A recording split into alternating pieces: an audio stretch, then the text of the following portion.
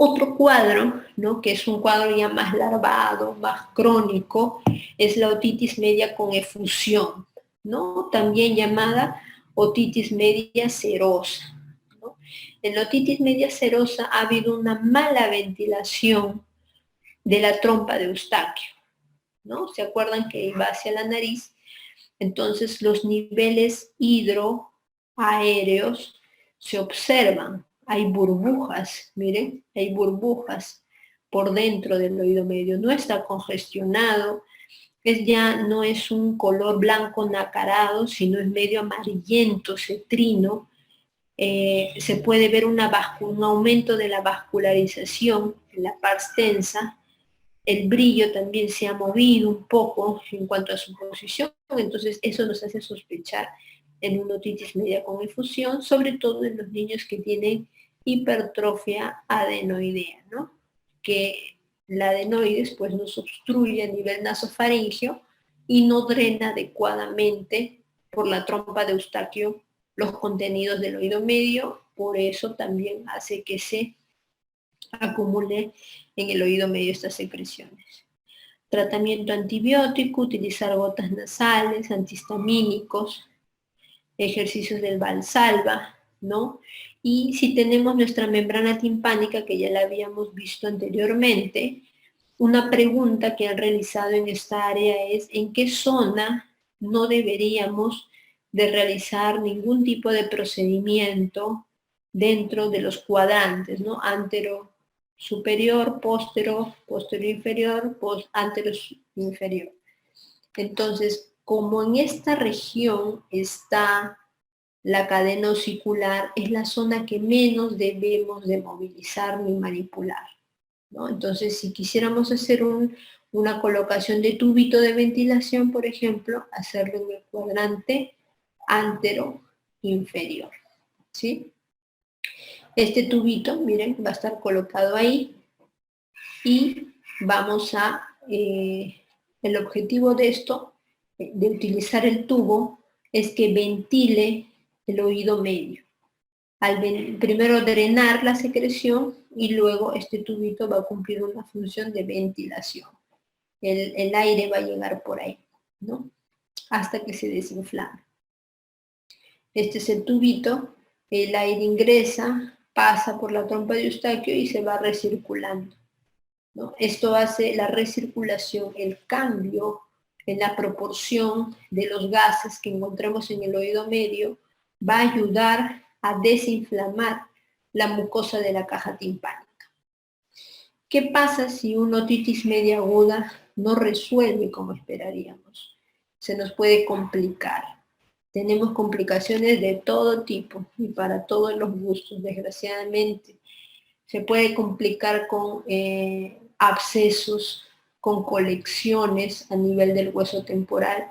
Entonces, aquí viene también una pregunta, que la complicación más frecuente de la patología de otitis media aguda es una mastoiditis, ¿no? Que es la acumulación de secreción purulenta en el hueso, en las celdillas mastoideas, ¿no?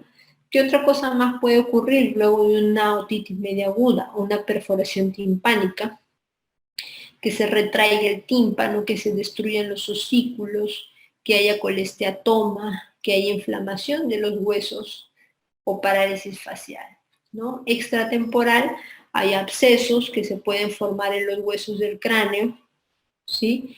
Y dentro de las intracraneales, la meningitis de origen otogénico, ¿no? Pueden cursar 30% con hipoacusia neurosensorial u otros abscesos cerebrales, ¿no?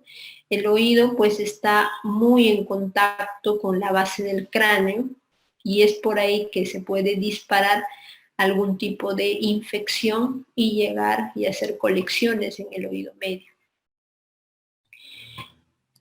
Perfecto, entonces, estas mastoiditis, ¿cómo las observamos en los niños? Es un abombamiento, ¿no? Esto fue preguntado como un caso clínico.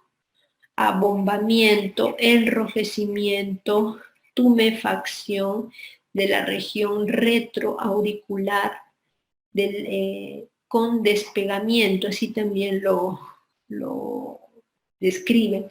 Hay un desplazamiento hacia afuera, hacia abajo o hacia adelante del pabellón auricular, ¿no?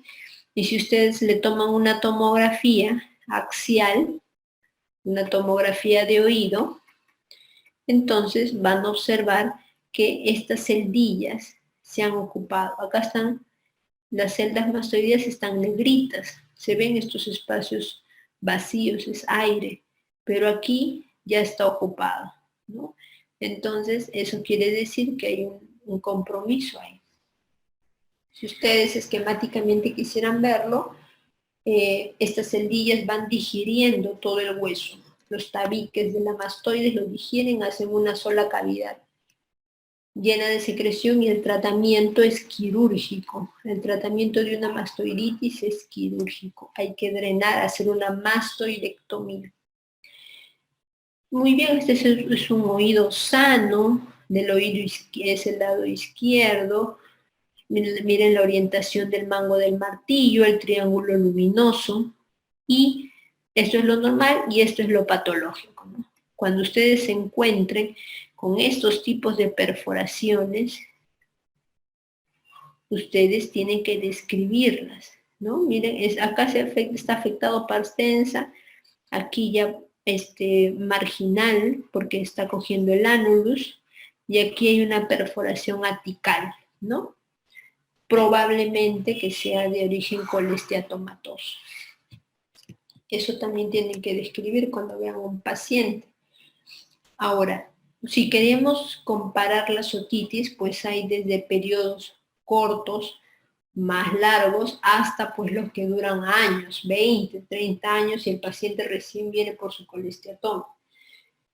Estos son pues típicamente más agudos, más aparatosos, en dolores intenso, hay pus, secreción, fiebre en los niños, hay síntomas sistémicos, ¿no?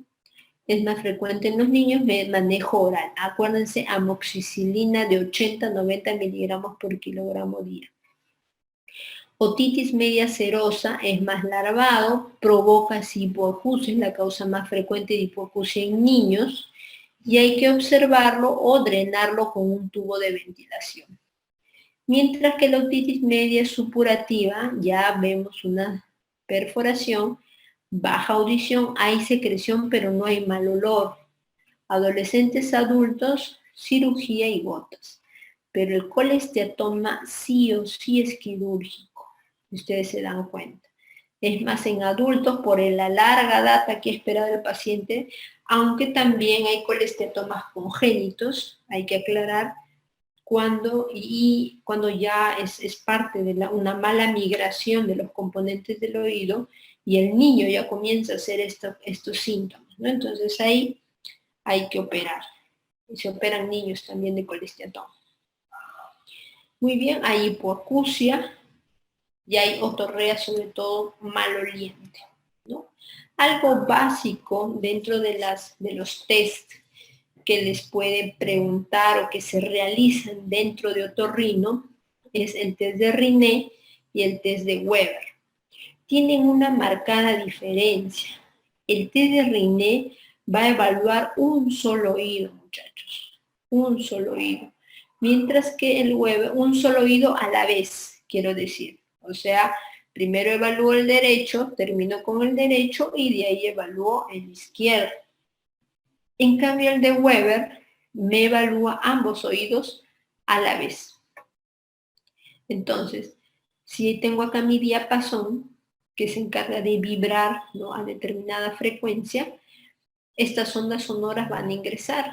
Lo normal, pues, es que se escuche rápidamente por la vía aérea y por la vía ósea también, pero a menor velocidad.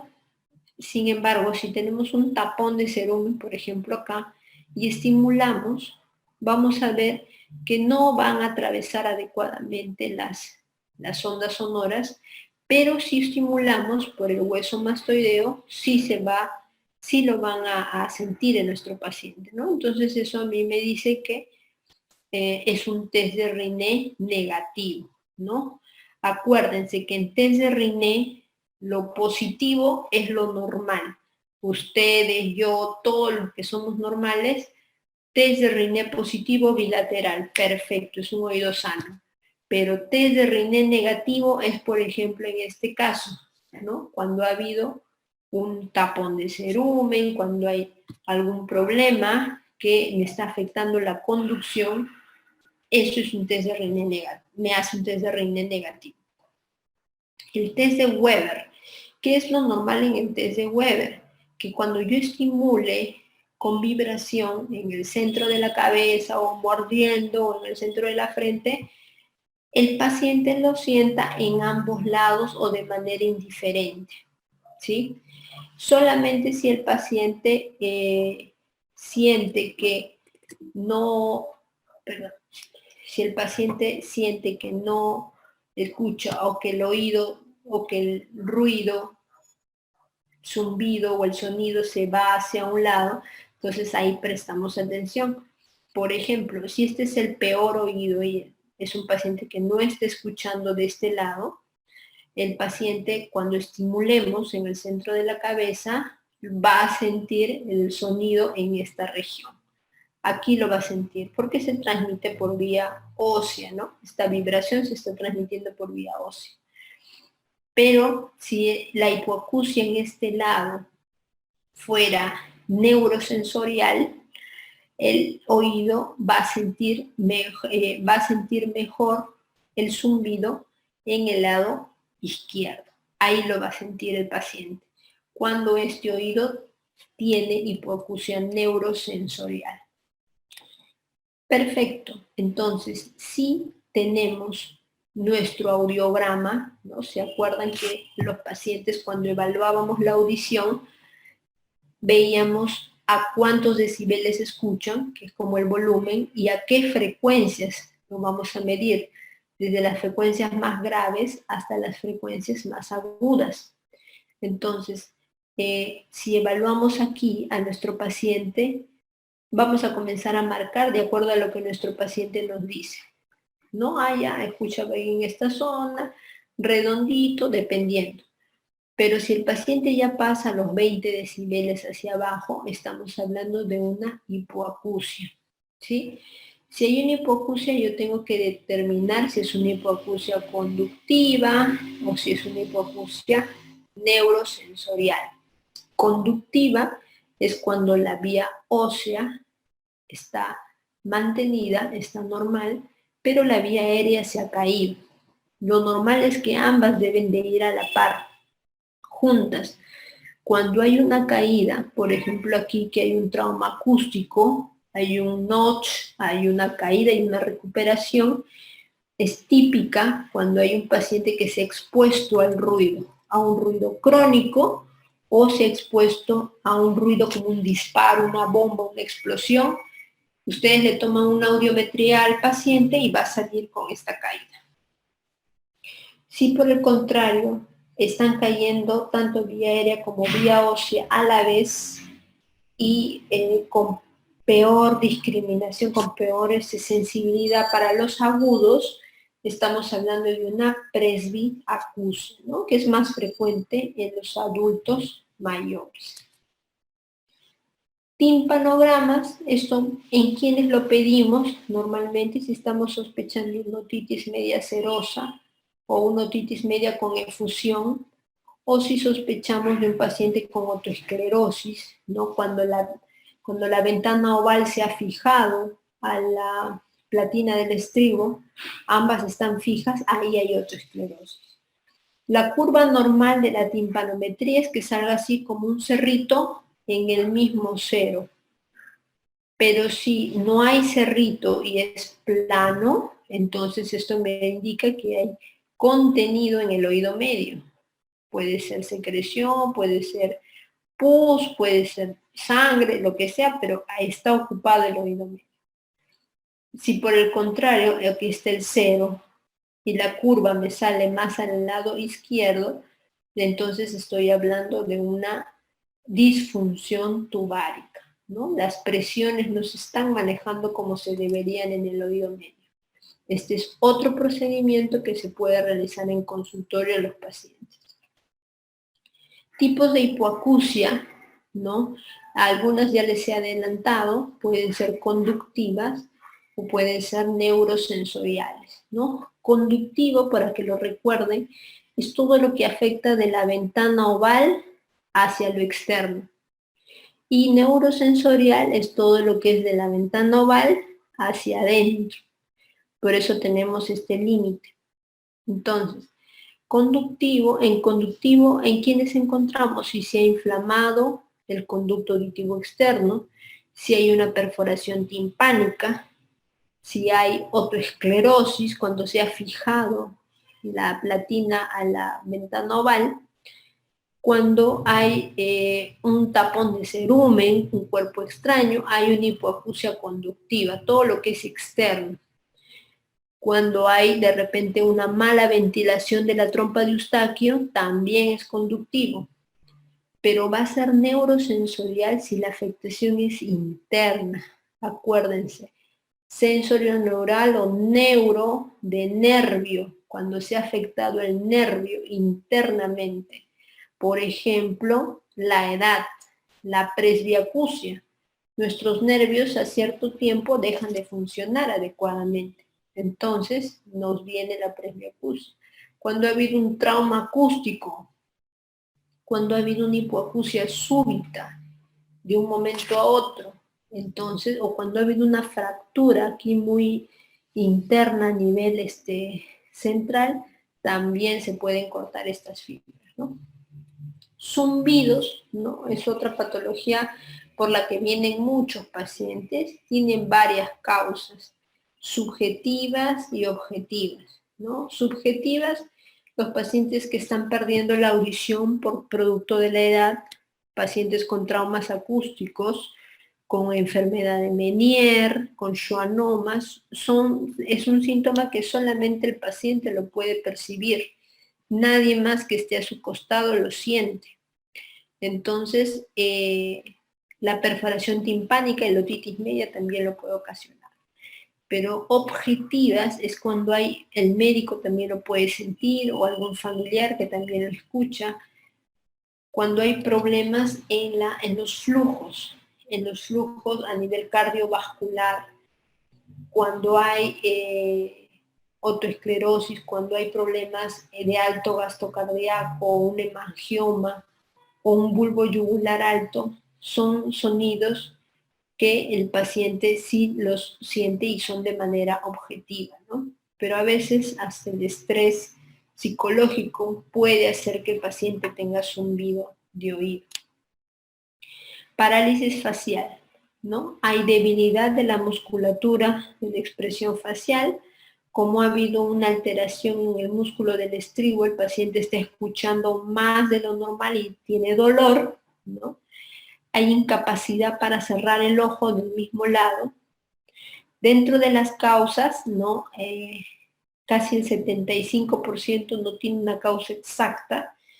Hay otro que sí, por ejemplo, las otitis externas malignas, las otitis medias crónicas colesteatomatosas, o el herpes zóster, como el síndrome de Ramsay-Hunt, pueden ocasionarme parálisis faciales, ¿no? ACV o tumores. ¿Cómo debo de manejarlo? Con lágrimas, proteger mi ojo, porque miren, va a quedar abierto, y si no lo parcho, pueden formarse úlceras, ¿no? Y eso tengo que prevenir. Corticoides en las primeras 72 horas, corticoides como la prednisolona, antivirales controversial, acupuntura han intentado también, fisioterapia en los primeros días no se da tanto, ya cuando ha pasado el cuadro agudo, descompresión quirúrgica si es que se tratara pues de una tumoración, ¿no? En ese caso se realiza ese tratamiento.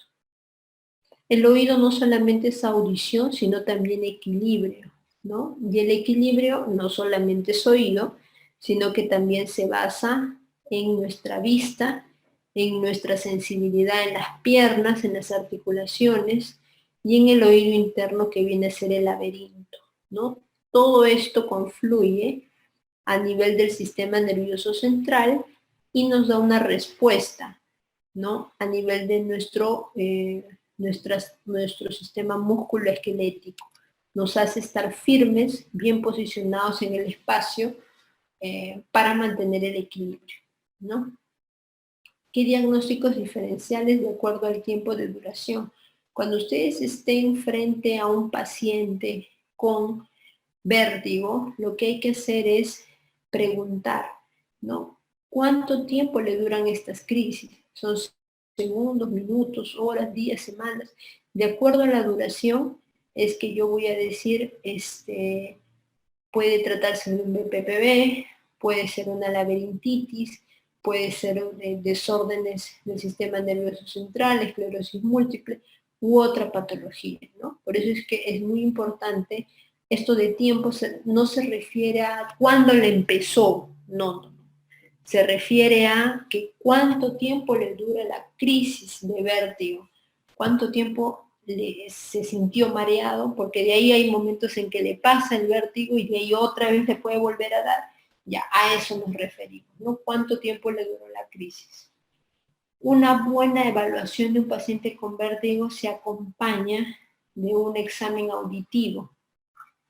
Para eso se toma una audiometría, ¿no? Y de acuerdo a la audiometría ya voy cerrando mucho más mis diagnósticos, ¿no? Si es que de repente hay enfermedad de Meniere, ya va a comenzar a haber una hipoacusia, por ejemplo, ¿no? Y así con cada una de las patologías. Por eso cuando ustedes estén frente a un paciente con vértigo, y a veces en las interconsultas nos escriben, paciente con laberintitis, recuerden que la laberintitis es solo una causa de todas las muchas que existen para vértigo.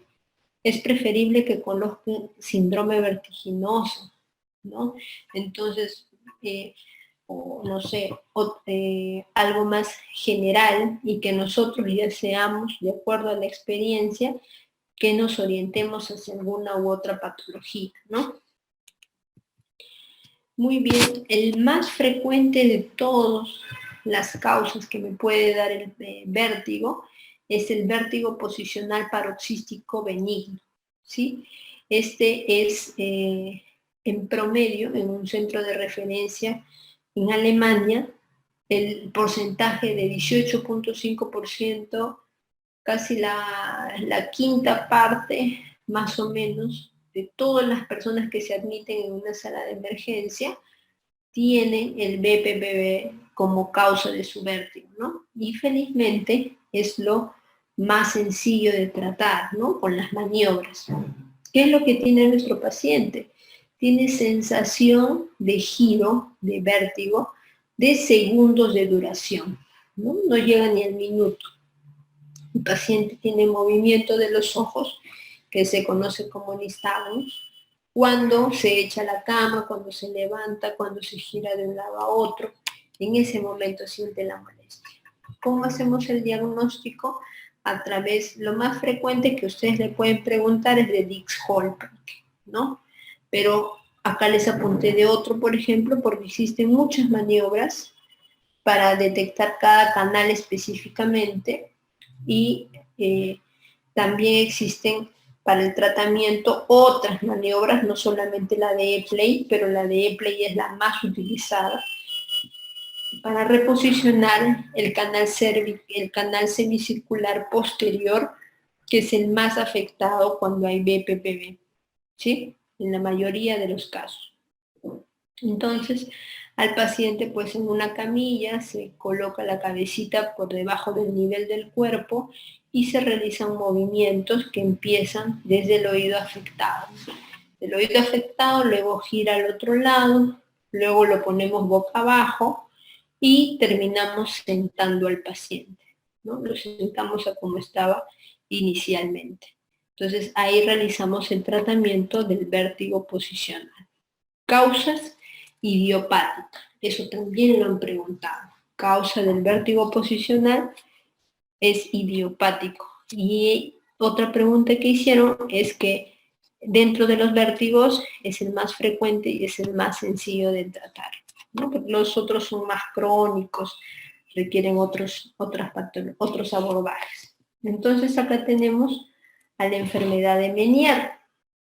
La enfermedad de Meniere pues es una enfermedad multifactorial, ¿no? Donde hay un incremento en las presiones, hay una alteración en el flujo de los líquidos, ya sea en la producción o la reabsorción de los líquidos en el oído interno, y esto provoca que el laberinto membranoso se dilate por dentro del laberinto óseo y provoque destrucción progresiva de las células ciliadas que se encargan de la audición, ¿no? Entonces, ustedes ven en su audiometría que poco a poco va cayendo, primero los tonos graves inicialmente, y en etapas más tardías ya compromete todas las frecuencias, desde los graves hasta los agudos. Neuritis vestibular es otra patología, ¿no? Donde hay una inflamación a nivel del oído, del nervio vestibular, ¿no? Y provoca una hipofunción, ya no funciona. Se inflamó porque, no sé, por causa de un virus, por ejemplo, y deja de funcionar el oído. ¿Qué pasa si un oído deja de funcionar la parte del equilibrio? Comienza a haber nistagmus, ¿no? Comienza a haber caídas del paciente hacia el lado afectado, cae el paciente y el nistagmus es contralateral, ¿no? Esta neuritis, a diferencia del BPPV, pues me provoca un nistagmus que a veces es, sin que yo lo estimule, se presenta, es espontáneo, es inagotable, dura a veces días, puede durar semanas, hasta que el paciente recupere su estabilidad, ¿no? El paciente a veces está con descanso médico un par de semanas, 3 semanas, porque es una patología un poco regularmente incapacitante. ¿Qué otros fármacos me pueden dar ototoxicidad, ¿no? Recordar en pacientes que ya tienen una hipoacusia y tienen diferentes comorbilidades, la polifarmacia que nosotros podamos tener en ellos deben de estar al cuidado de su audición. Miren los diuréticos, que a veces los utilizamos con frecuencia, los AINES, naproxeno, los antineoplásicos, sobre todo los antituberculosos también me pueden dar, y miren los antibióticos, gentamicina, amikacina, son medicamentos que pueden dar patología óptica, ya sea a nivel de la audición o de la parte vestibular del equilibrio.